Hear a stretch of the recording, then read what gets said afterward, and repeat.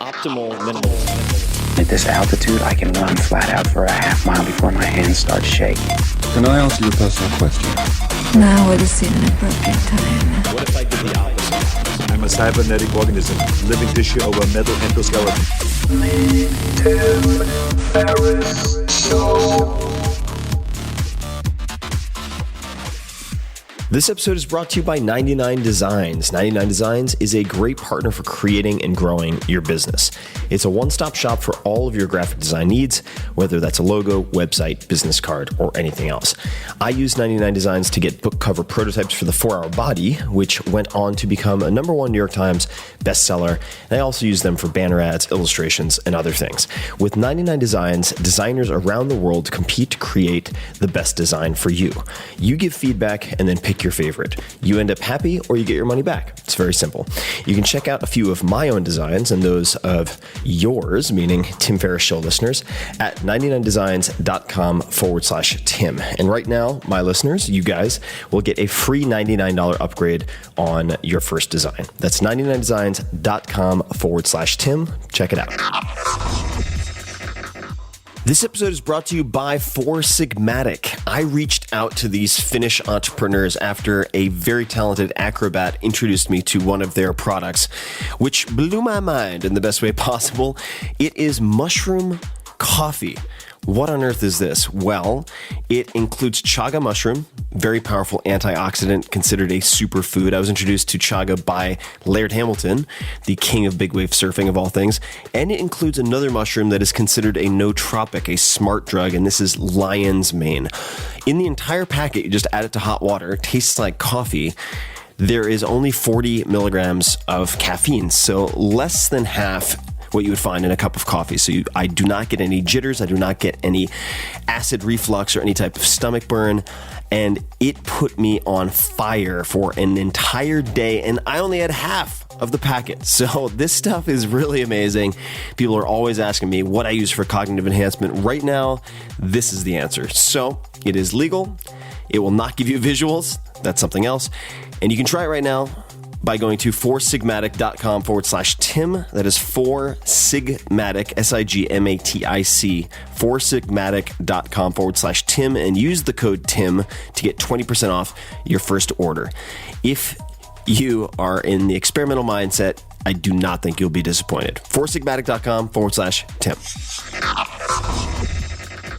Hello, boys and girls. Tim Ferriss here, and welcome to another episode of The Tim Ferriss Show, where it is always my job to deconstruct world-class performers, to tease out the habits, routines, tactics, breakfasts, or lack thereof, that you can then emulate, apply to your own life, test yourself, favorite books, whatever it might be.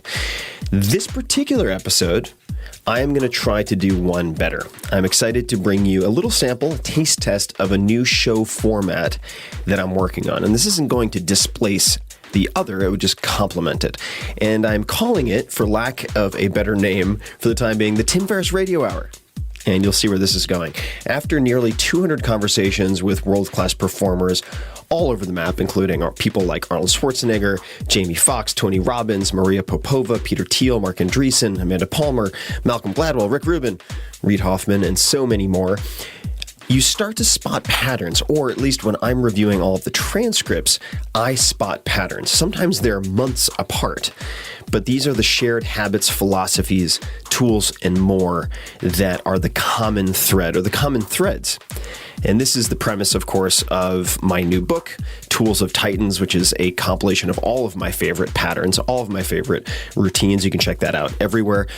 But that's also where the Tim Ferriss Radio Hour comes in. In each episode, we'll take a deep dive into one specific topic or tactic, bringing together the collective genius of past guests to help you, hopefully, become world-class in your own right, if you aren't already. At the very least, it will give you a common thread, as I mentioned, with slight tweaks here and there that you can customize an effect to your idiosyncrasies, to your own personality. Or you can blend them together. And today, in this sneak peek episode, we will be exploring meditation. Meditation, or practicing mindfulness, is by far the most common pattern across them all. In this episode, I ask, for instance, Chase Jarvis to explain his top priorities for feeling fulfilled. I've found a sort of a new passion for sleep. I can't ever, not never, but I rarely get the 8, 9, 10. I talk TM, that's Transcendental Meditation, with the Terminator, the Governator, Arnold Schwarzenegger. And I would say within 14 days, 3 weeks, I got to the point where I really could disconnect my mind and also learn how to focus more and to calm down. I cover a wide spectrum with Sam Ferriss and talk about everything, or ask him about everything, from hallucinogens to meditation techniques. The unique power of psychedelics is that they are guaranteed to work in some way. And then I wrap up with Rainn Wilson, discussing how to handle life when you feel overwhelmed.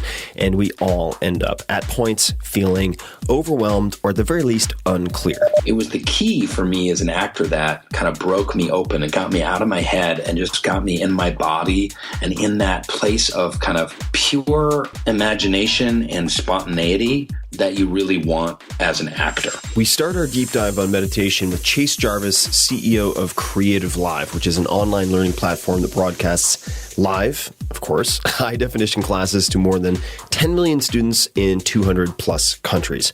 Chase was also the youngest person ever to be named a Hasselblad Master, Nikon Master, and ASMP Master. He has photographed for Nike, Apple, Columbia Sportswear, REA, Honda, Subaru, Polaroid, Lady Gaga, Red Bull, and many more. He's one of the most successful commercial photographers on the planet. So without further ado, let's jump into the first episode of the Tim Ferriss Radio Hour. Enjoy. What do you feel have become your top priorities in feeling happy or fulfilled? Like, what are the things, as you become wiser, that you've learned to prize more or prize less? Health. Yeah. One's health and being active is incredibly valuable. Yeah. And these are, I feel like an old person saying this next one, which is sleep. I have lived on 4 to 6 hours sleep for the last 10 years. Yeah. So just prioritizing sleep. Yeah. The third one is meditation. Meditation. Oh, yes. We haven't talked about this in a while. You were on it for a good bit, and you said you fell off the wagon. I fell off the wagon, but yeah, you were one of two people that I credit with finally kind of kicking me in the ass to take it seriously. It has really been specifically a game changer. TM, so Transcendental Meditation, for those who don't know, or trademark. Yeah. But it's, I have my issues with almost every form of meditation. There are pros and cons. We talked about them before, but tell me about your meditation practice. My meditation practice is not perfect, and none are. Yeah. I just sit down between 15 and 20 minutes twice a day. Sometimes I only get one time a day. Yeah. Sometimes those are a little compressed, or they don't, shit happens, or you're on an airplane and the captain comes on and pulls you out of it, or whatever. But I make a conscious effort to just observe my thoughts and practice TM in the morning and the evening before dinner. And it has made, it's sort of the analogy that I can, most simply put here on your show is, it's when you're in the zone, say playing sports or playing music, and things just seem effortless. Yeah. It's called the flow state. Stephen Kotler's new book, which is a good book, The Rise of Superman. Check that out. A little plug for his book about creativity and flow states. But that sense of flow, it's when things sort of happen in slow motion. Now, you're not literally talking in slow motion, but you have the same clarity as if you're going through life and everything's happening in slow motion. Instead of that, I'm hyper-caffeinated.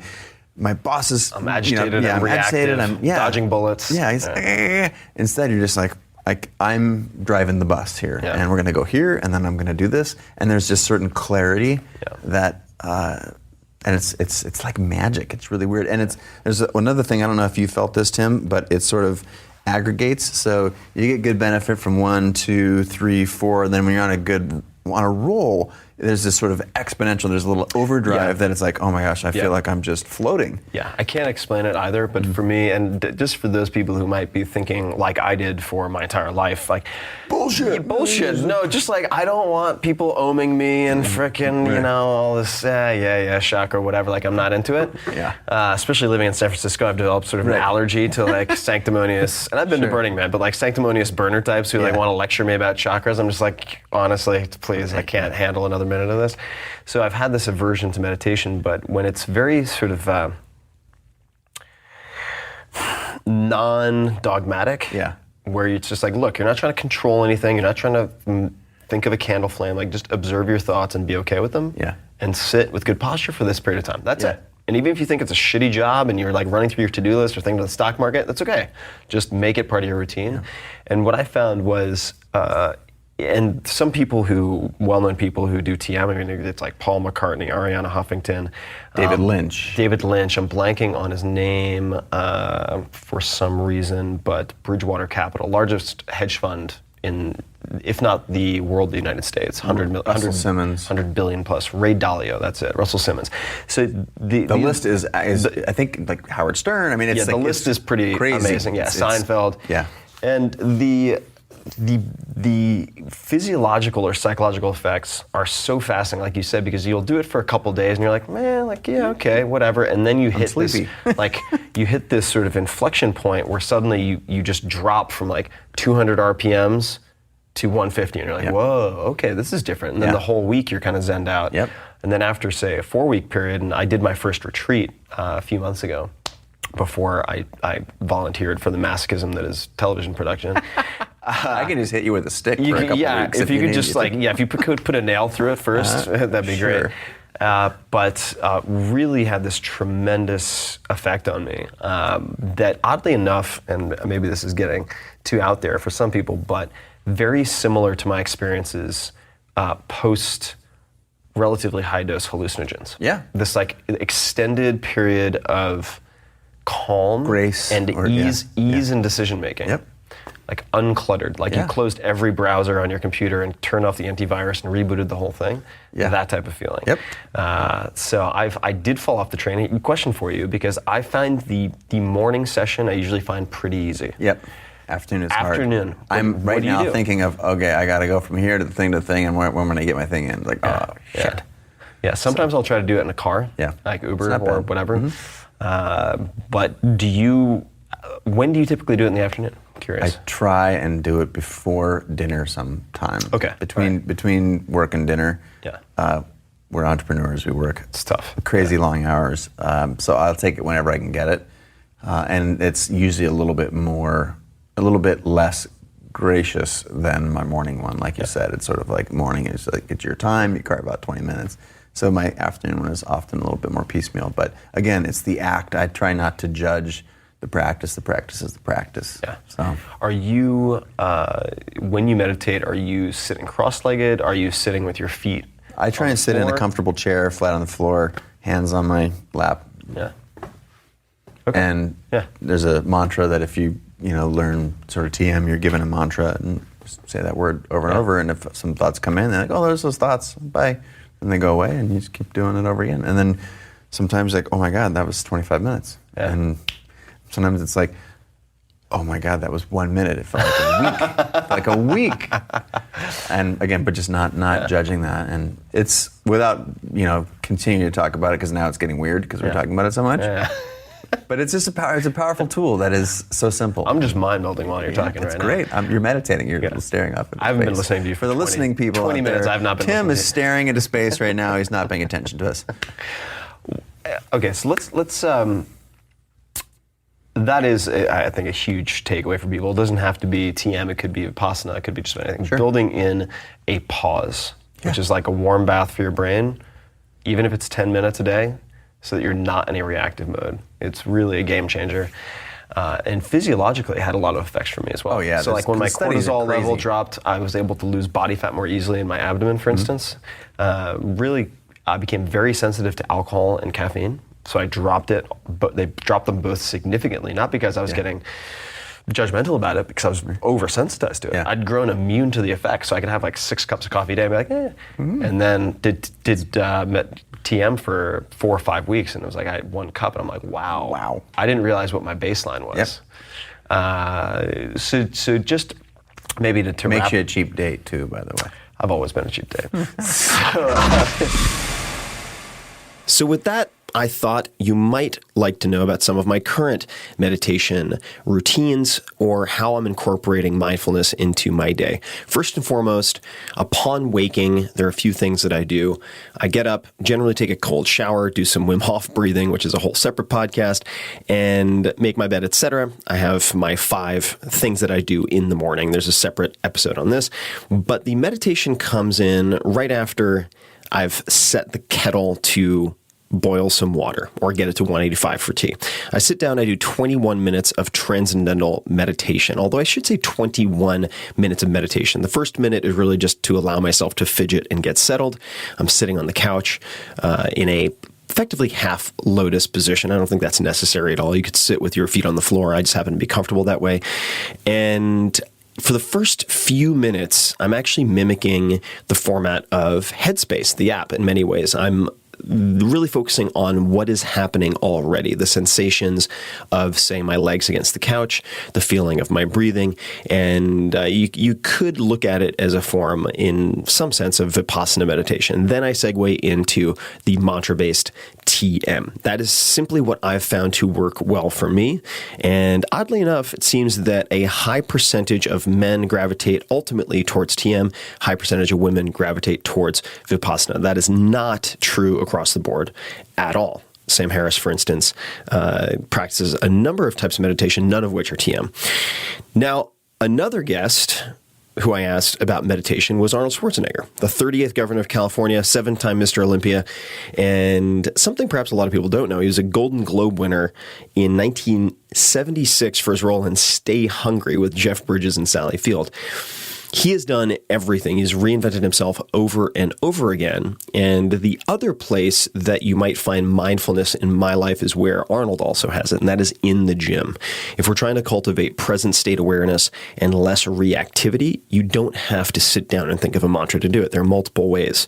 So that all having been said, here we go, delving into meditation with none other than Arnold Schwarzenegger.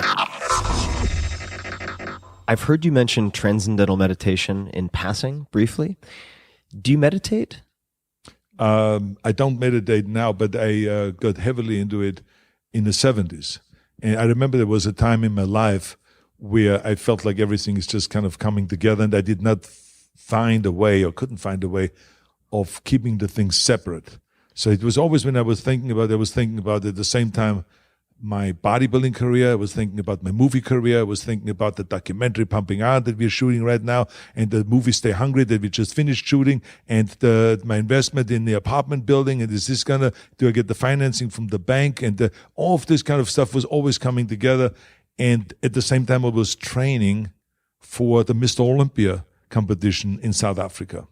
And I was training right here at Gold's Gym. And I remember there was all the camera equipment around, 5 hours a day in my face. And then someone in the middle of squatting was trying to change the battery pack on my lifting belt and all this stuff. So I was like, eventually I felt like I got to do something about it, because I have such great opportunities here.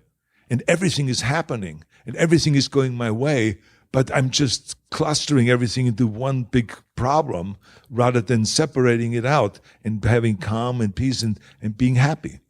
And so total coincidence, I ran into this guy that I've run into many times on the beach, very, very pleasant man who told me that he is a teacher in transcendental meditation. And I said, well, it's interesting you mentioned it. I said, because I feel like I should do something, because I feel like, I'm just overly worried, and anxieties and all this stuff.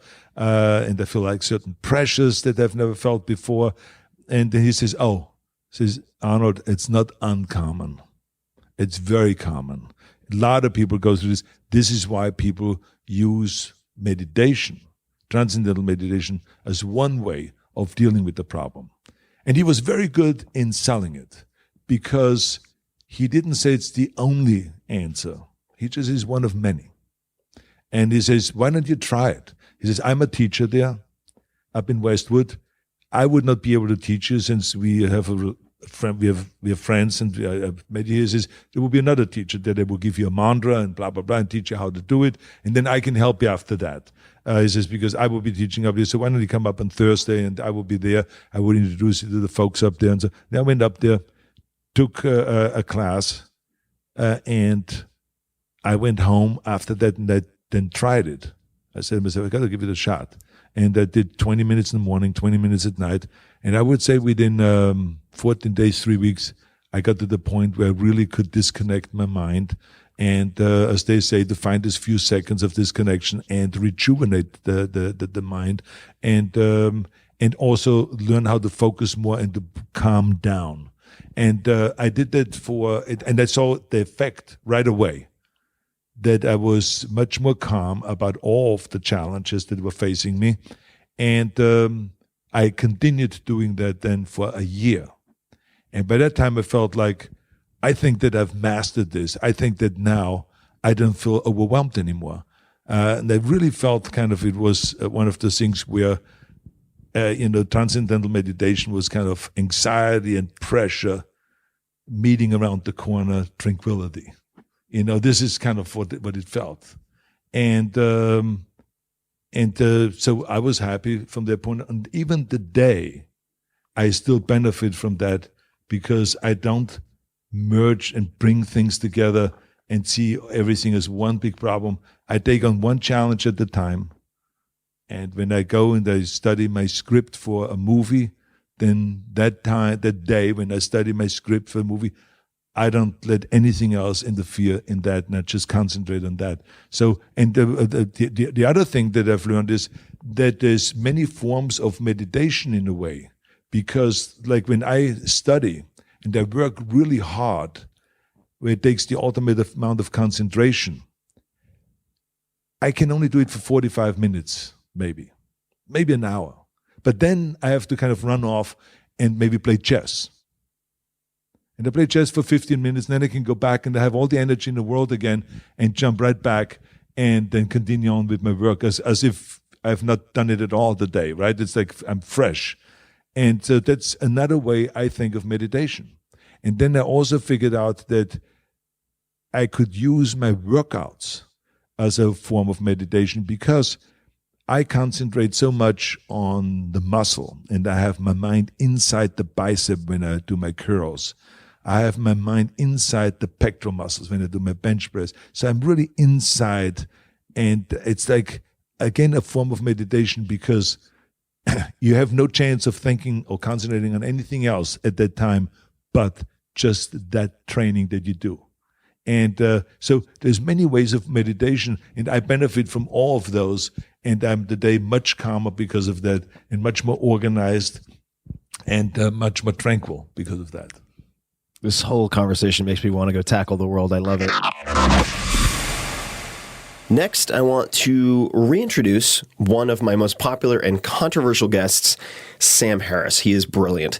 Sam is a PhD in neuroscience and the author of many best-selling books, including The End of Faith, Free Will, Lying, and Waking Up. Our first conversation on this podcast explored science, different types of meditation, and the uses and risks of psychedelics, among many other things. And that conversation included segments such as this. There's a quote here that is, quote, "There's nothing irrational about seeking the states of mind that lie at the core of many religions. Compassion, awe, devotion, feelings of oneness are surely among the most valuable experiences a person can have," end quote. Assuming that's true, and you and I have, of course, talked about altered states, and you've written about altered states, I'd love to just dig into that expression, or that quote rather, and look at the alternate approaches that you've perhaps explored or researched related to achieving some of these valuable states. Mm-hmm. Yeah.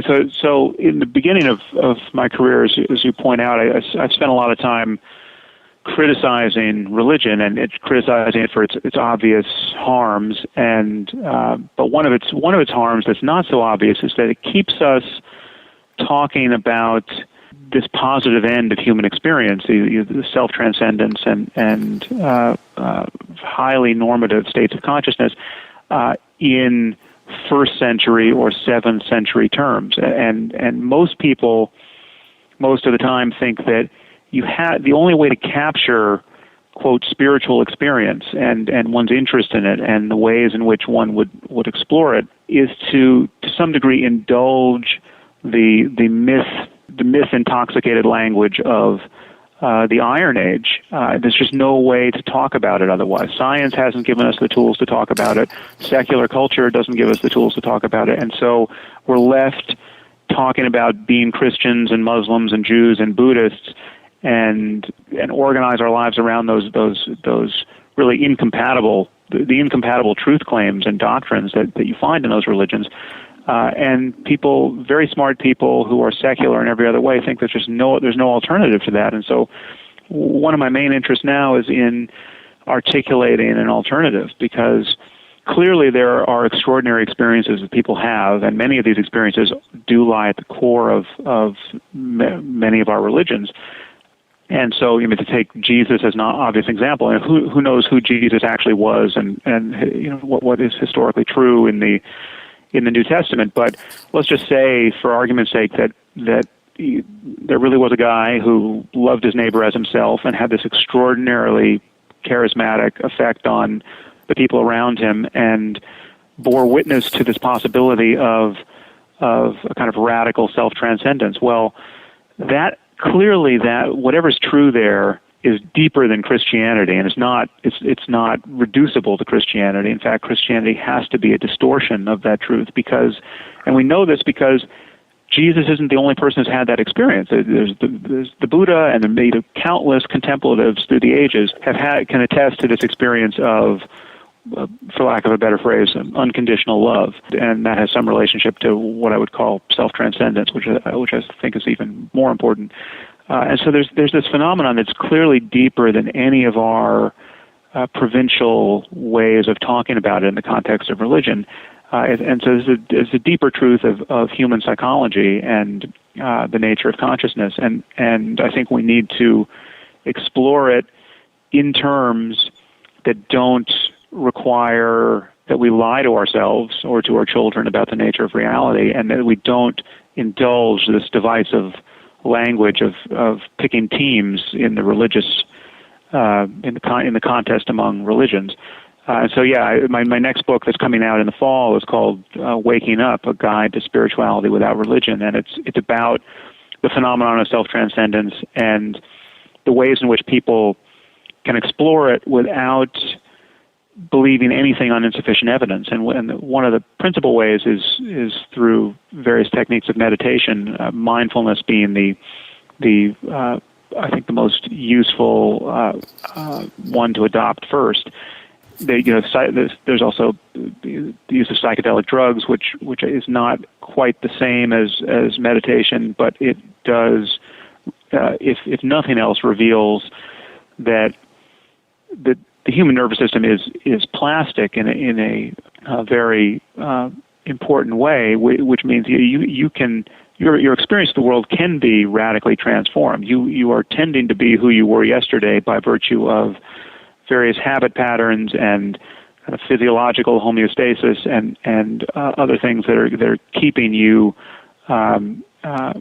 very recognizable to yourself. But it's possible to have a very different experience, and it's possible to do that through pharmacology. It's possible to do that through some kind of crisis, or it's possible to do it through a deliberate form of training like meditation. And it's I think it's crucial to do, because we all want to be as happy and as fulfilled and as free of pointless suffering as we can possibly be. And all of our suffering and all of our unhappiness is a product of how our minds are in every moment. And so if there's a way to use the mind itself to improve one's capacity for moment-to-moment well-being, which I'm convinced there is, then this should be potentially of interest to everybody. So a couple of quick questions on all of those subjects. So the first I'd like to touch on meditation. I think we can probably touch on this briefly. Is something we've discussed before you, along with many other people who are high performers in their respective fields, have recommended meditation. So I have been meditating, partially in thanks to your influence, for some time now. Is it safe to say that the meditation that you most frequently recommend to novices is Vipassana meditation, or is that okay? Got it. Why is that? I mean, I've experimented with a number of different types of transcendental meditation, Vipassana, of course, and have taken a number of courses. Why that selection? Why that choice? Yeah, it has a few obvious strengths that are actually not shared by any other technique I know of. The first is that it needn't presuppose any belief about anything. I mean, you don't have to develop a fondness for the iconography of Buddhism. You don't have to care about the Buddha. You don't have to believe in rebirth or karma, none of the doctrine of Buddhism need be adopted in order to get the practice off the ground, and never need be adopted if it never makes any sense, which much of it doesn't. You don't have to become a Buddhist to do this, and you don't have to add anything strategically to your experience as a mechanism by which to meditate. So you're not adding a mantra, you're not visualizing something that isn't there, you don't have to look at a candle flame or do anything to your environment to by way of artifice to create the circumstance of meditation. All you're doing is paying exquisitely close and non-judgmental attention to whatever you're experiencing anyway. So, and the first technique you use to be able to train that capacity is to focus on your breath, which you always have with you, and is just an easy object to focus on. But it doesn't even have to be the breath. I mean, mindfulness is just that quality of mind which allows you to pay attention to sights and sounds and sensations and even thoughts themselves without being lost in thought and without grasping at what is pleasant and pushing what is unpleasant away. So just being wide open to the next sensory or emotional experience that comes careening into consciousness. That is mindfulness. And so in some sense, it's not even a practice. It is just the state of not being distracted and being aware. And you have to, it feels like a practice in the beginning because it's hard to do. We're so deeply conditioned to be lost in thought and to be having this conversation with ourselves from the moment we wake up to the moment we fall asleep, where there's just chatter in the mind, and it's so captivating that we're not even aware of it. I mean, we are essentially in a dream state, and it's through this veil of thought that we go about our day and perceive our environments. But we're just talking to ourselves nonstop, and until you can break that spell and begin to notice thoughts themselves as objects of consciousness just arising and passing away, you can't even pay attention to your breath or to anything else with any kind of clarity. And so initially you have to develop some concentration and get mindfulness tuned up so that you can pay attention. But once you can pay attention, it doesn't matter what you pay attention to. There's nothing in principle that is outside the meditation practice. There's nothing that's in principle a distraction. You don't need a quiet environment. You can have loud construction noises going across the street, and that's just as good a circumstance for meditation as anything else. And so those are the main reasons why I think it's in terms of being designed for export outside of Buddhist culture or religious culture generally, and becoming a tool for our intellectual lives in a secular scientific context. I think there's nothing like it.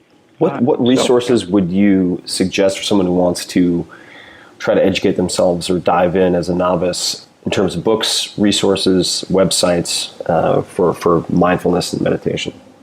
Yeah, well, I give a few on my blog. I wrote an article a couple years ago entitled "How to Meditate," and if people Google that, they'll see I link to a few books, and I tell people where they can go on retreats, and so I briefly describe the practice.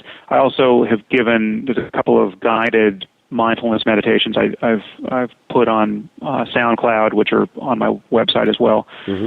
So people can, and there are other guided meditations out there that people can use, and in the beginning people find that very helpful to have somebody's voice, essentially reminding them to not be lost in thought every few seconds.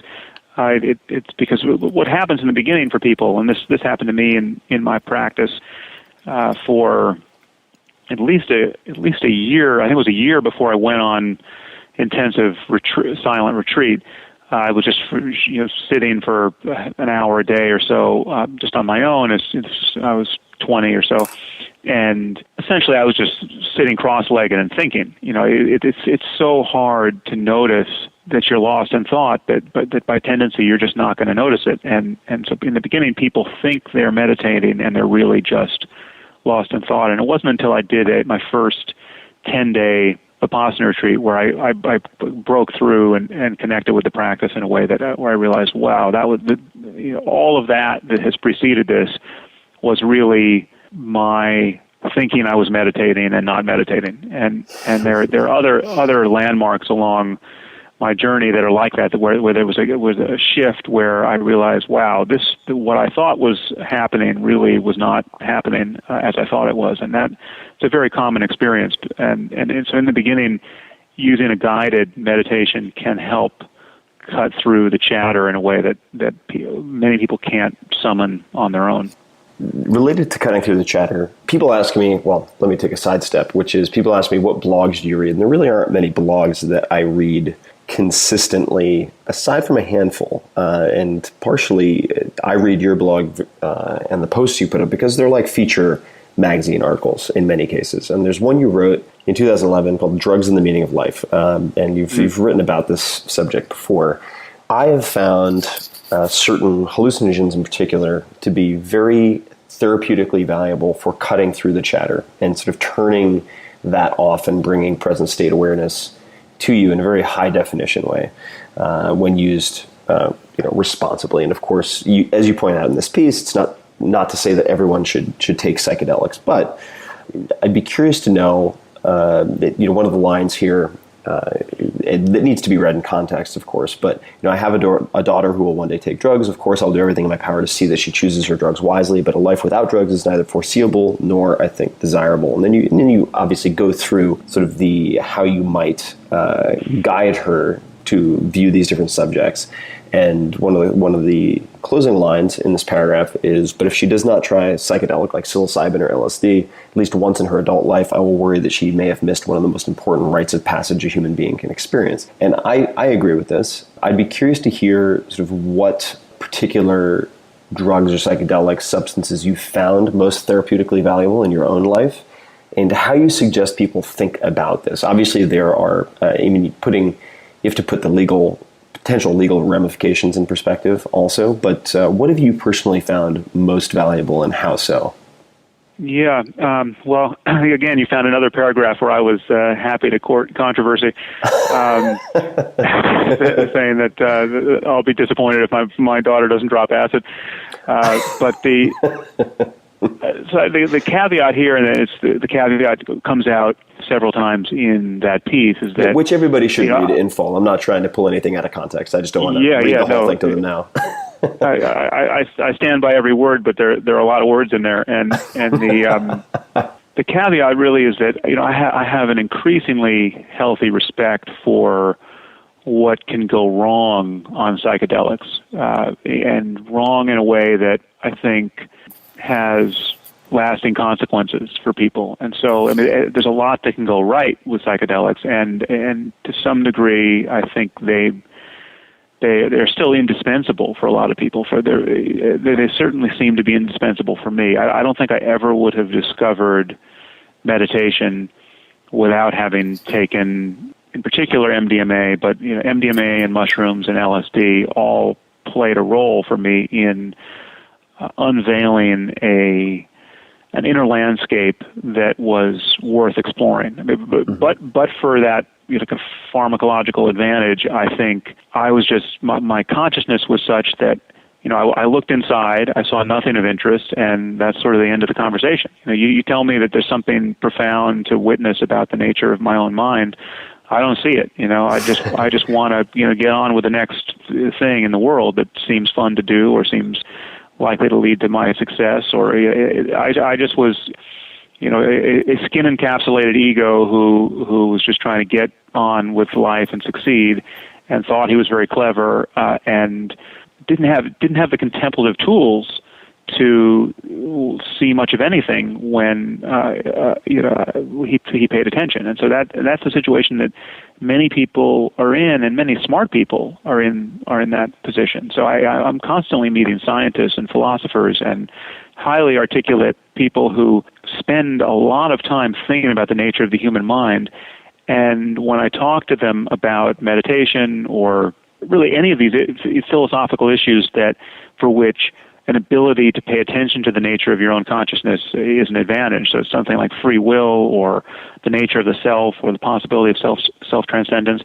I'm meeting people who have, as far as I can tell, no ability to notice their inner lives. It's people who, some of them seem just simply not to have inner lives, but these are people who are very much the way I was when I was 18 and before I had had any experience with any of this. There's just, you're lost in thought and you don't know it, and that phrase lost in thought means nothing to you, and you don't have the tools by which to do anything with it, even if it meant something to you, and there's just nothing. You're cognitively closed to the data. And the data are there to be found. The most important point of which is the self you think you are is an illusion. This sense of being a self riding around in your head, this feeling of I, this feeling that everyone calls I, is an illusion that can be disconfirmed in a variety of ways. It can be its boundaries can be transformed in ways, or it can be completely cut through and vanish for a moment or a minute or potentially for the rest of one's life. And so it's vulnerable to inquiry, and that inquiry can take many forms. But the unique power of psychedelics is that whether or not there's a unique power and there's a unique liability. The unique power and liability is that they are guaranteed to work in some way. And this is a point that Terence McKenna always made. And right. Terence McKenna was a huge booster of psychedelics and a very articulate one. And he poo-pooed any other spiritual methodology, meditation and chanting and yoga, anything else that people brought to him, saying, well, can't you kind of get the same benefit without drugs? And his point was, well, you teach someone to meditate, you teach them yoga, there's no guarantee whatsoever that something's going to happen. They could spend a week doing it, they could spend a year doing it. Who knows what's going to happen? They may just get bored, and they're going to wander away from this thing, not knowing that there was a there. If I give you, 5 grams of mushrooms or 300 micrograms of LSD, and tell you to sit on that couch for an hour, you are guaranteed to have a radical transformation in your experience. It doesn't matter who you are. This freight train of significance is going to come bearing down on you, and we just have to watch the clock and know it's going to happen. And that's a fact. But so that's the advantage, because you're guaranteed to realize at the end of that episode that it is possible to have a radically different experience than you tend to have. And if you have a good experience, you're going to realize that human life can be just unutterably sublime, that it's possible to feel at home in the universe in a way that you couldn't have previously imagined.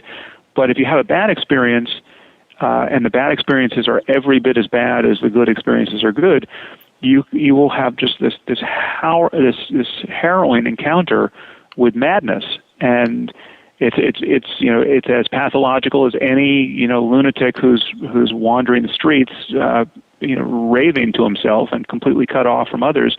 You can have that experience, and hopefully it goes away. And in virtually every case, it does go away. But it's still rough, and it still has consequences for people. Some of the consequences are good. I happen to think that it gives you a basis for compassion, in particular for people who are suffering mental illness that you couldn't otherwise have. But it's not an experience that I'm eager to have again. And so I haven't. My healthy respect for the power of psychedelics has led me to not take many for many years. And it's been years since I've taken anything, and my use tapered off in my 20s when I got into meditation and was spending more time on retreat and beginning to feel that I was getting kind of hitting the center of the bullseye with meditation in a way that I was certainly not guaranteed to with psychedelics, that I basically stopped using everything and just practiced meditation. But there's no question that I wouldn't have become sufficiently interested in meditation but for the experiences I had on LSD and MDMA in particular. To round out this deep dive into meditation, I wanted to relive a conversation that I had with Rainn Wilson, who is perhaps best known as Dwight on NBC's Emmy Award-winning The Office. He shared an incredible insight to a very simple question we all face from time to time. When you feel overwhelmed, what do you do to improve the situation? Well, I have a spiritual faith that I rely on, that I use. So I use prayer and meditation as tools to center me and bring me back kind of into reality. I also find that for me, like, acting is a wonderful escape, because you get out of your own head and you get to go into someone else's head. And it was like that on The Office too, and doing comedy, and life was good and life was bad. There was something wonderful about coming to Dwight, and I could just put Rainn Wilson aside and just all of that bullshit and clear it out of my head and out of my heart and just be Dwight Schrute. And sometimes it was just super, super fun to do that. So those are some of the tools. Acting is a tool. Prayer and meditation is a tool I use to kind of bring myself into the world. And your faith, I know I'm going to massacre this because I've only read it and not heard it said, but is it Baha'i? Is that correct? Yeah, Baha'i. Baha'i. There we go. Thank you. Baha'i. How you doing? Yeah.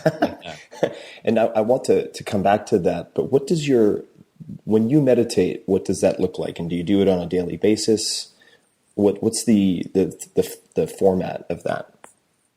Yeah, I try and meditate every day. There's no format in the Baha'i faith. It's just greatly encouraged to meditate. When you pray, you're communing with the Creator, you're communing with the universe, you're putting stuff out there. And when you're meditating, you're listening to the universe. But it's really pretty simple. I get a great deal of benefit if I even do a 10-minute meditation. And out of that 10 minutes, if 4 of the minutes, my mind can be very still and very silent. There's great guided meditations. Now there's apps. There's all kinds of things that you can do for meditation. But for me, it's just about, I won't say silencing the mind, because that's impossible. So those thoughts are always going to pop up. But those thoughts pop up. You just notice them. You identify them. You let them float in front of your eyes, almost like, one of those old fashioned Wall Street ticker machines. And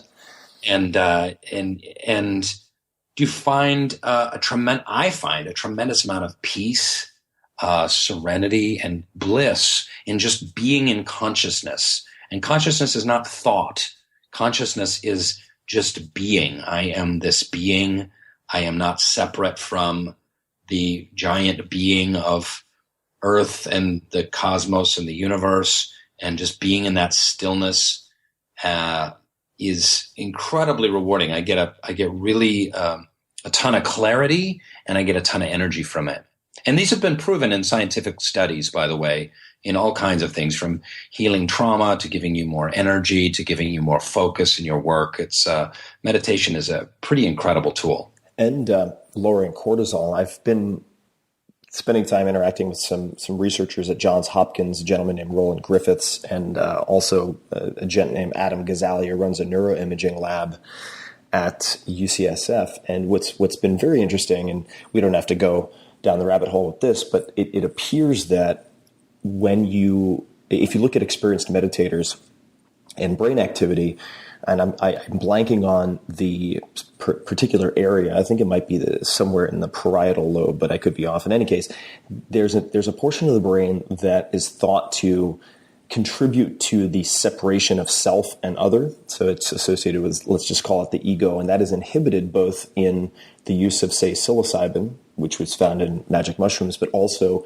you experience a similar type of pattern in experienced meditators, which is kind of cool. Well, I know that they. Oh, sorry. Go ahead. No. Go ahead.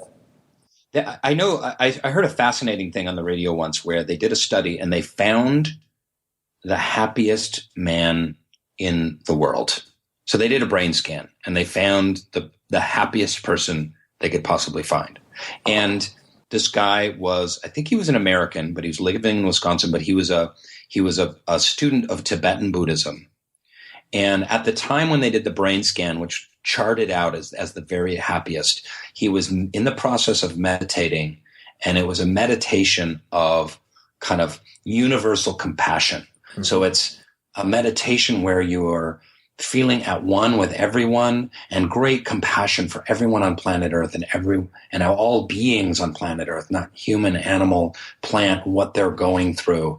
And in so doing, that achieved like the greatest happiness. That kind of goes along with what you're saying. No, definitely. And there is a sort of, even if you are self-interested, there's a biological benefit to empathy and compassion and meditation. So, and I just to reiterate something you said, because I think it's so important, is that, I try to meditate 20 minutes each morning. And like you mentioned, there are apps like Calm and Headspace that are very helpful for this.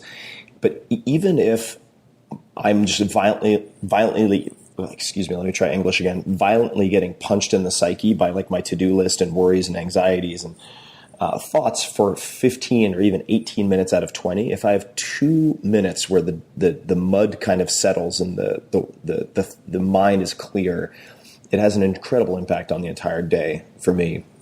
And I feel exactly the same way. That's exactly my experience. Even out of a 10-minute meditation, if I can just get 2 or 3 minutes in there where I have almost achieved thoughtlessness and just kind of a serene bliss, it's like taking a power nap, you know, and it helps you through your whole day. Definitely. And I think it was Tara Brach who said this to me, but it might have been someone else, but they said if you just come back to your breath or a mantra or whatever it is that you're focusing on, if you're doing concentrated meditation, it's the coming back that is the practice. So if you're just distracted and you're basically just bouncing off the walls mentally with your monkey mind for those 19 minutes, if you come back even once, you can consider it a successful session. I think for type A personalities, that's really important to keep in mind. You mentioned something I'd love to explore a little bit, which is that acting can be a wonderful escape, and I'm paraphrasing here, but from your own head. I was actually watching Amy yesterday, which is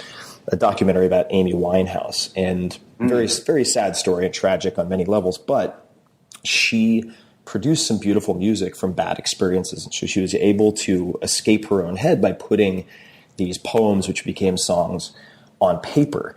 Are there any particular exercises from whether it's acting school or improv or otherwise that you think could benefit non-actors who just want to help create new avenues of thinking or embrace some type of therapeutic effect of getting outside of their own head?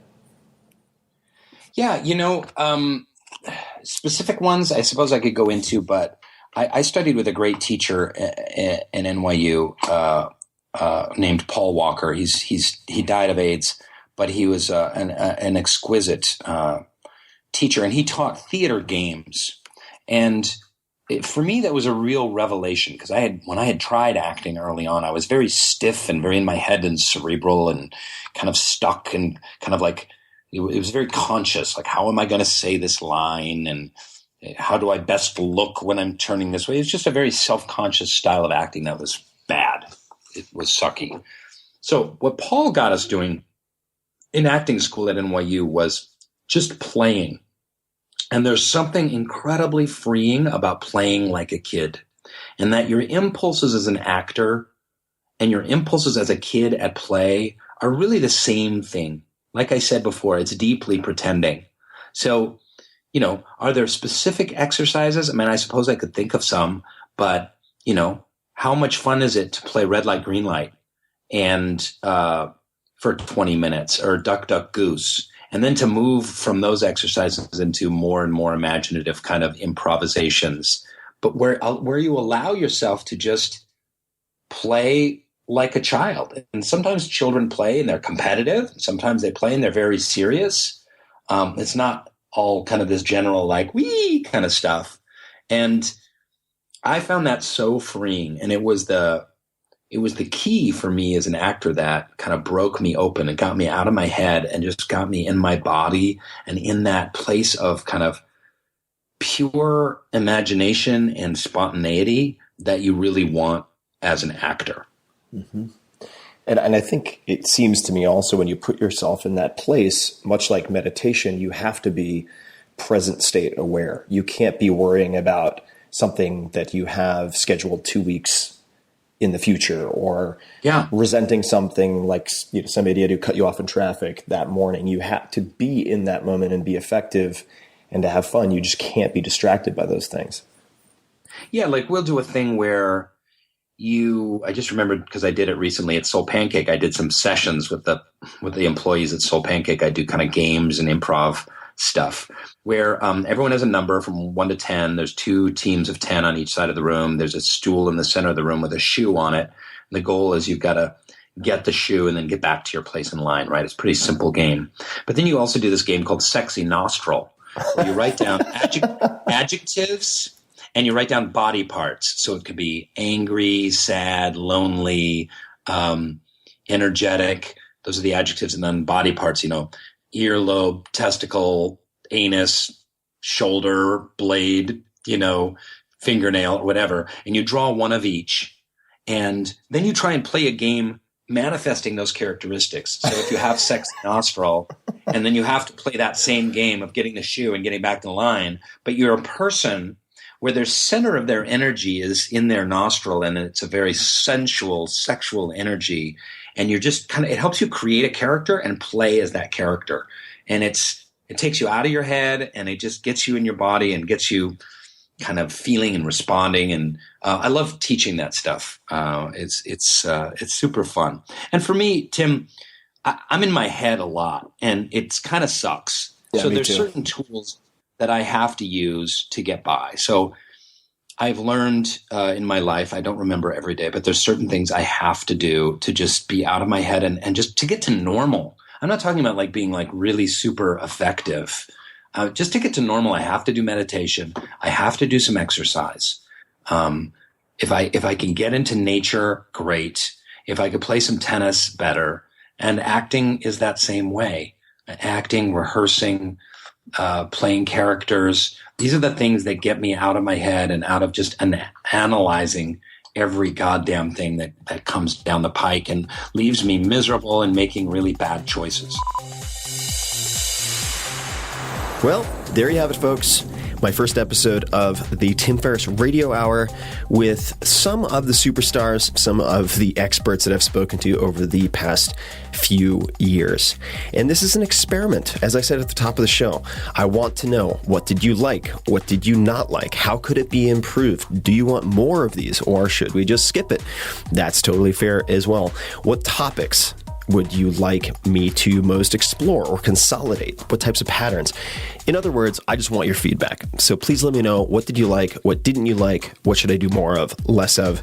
And you can ping me on Twitter at tferriss, TFERRISS, or on the blog at 4hourworkweek.com/blog. If you're a Facebooker, you love the Facebooks, you could go to facebook.com/Tim Ferriss with 2 R's and 2 S's. But generally speaking, Twitter is going to be the best means of communication for now, at TFERRISS. So please let me know your thoughts. And as always, and until next time, thank you for listening.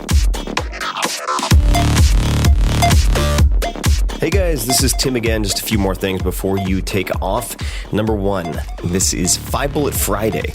Do you want to get a short email from me? Would you enjoy getting a short email from me every Friday that provides a little morsel of fun before the weekend? And 5 Bullet Friday is a very short email where I share the coolest things I've found or that I've been pondering over the week.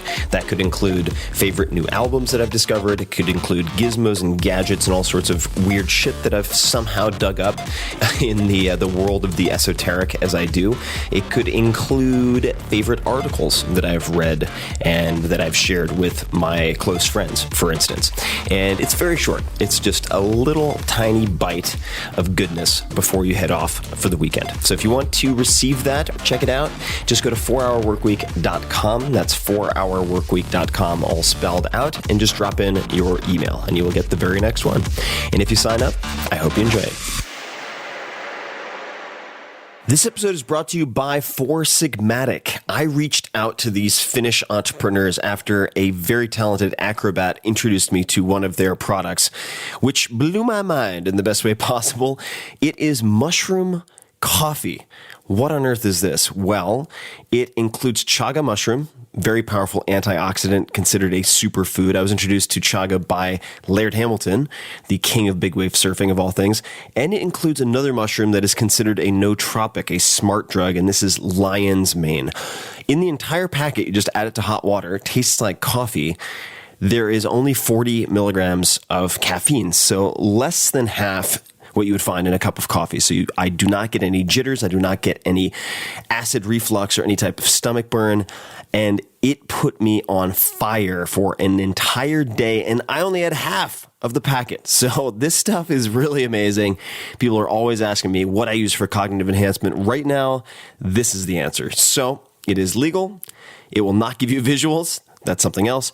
And you can try it right now by going to foursigmatic.com/Tim. That is foursigmatic, SIGMATIC, foursigmatic.com/Tim, and use the code TIM to get 20% off your first order.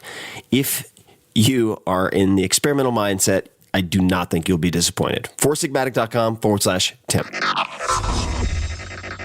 This episode is brought to you by 99 Designs. 99 Designs is a great partner for creating and growing your business. It's a one-stop shop for all of your graphic design needs, whether that's a logo, website, business card, or anything else. I use 99 Designs to get book cover prototypes for the 4-Hour Body, which went on to become a #1 New York Times bestseller. And I also use them for banner ads, illustrations, and other things. With 99 Designs, designers around the world compete to create the best design for you. You give feedback and then pick your favorite. You end up happy or you get your money back. It's very simple. You can check out a few of my own designs and those of yours, meaning Tim Ferriss Show listeners, at 99designs.com/Tim. And right now, my listeners, you guys, will get a free $99 upgrade on your first design. That's 99designs.com/Tim. Check it out.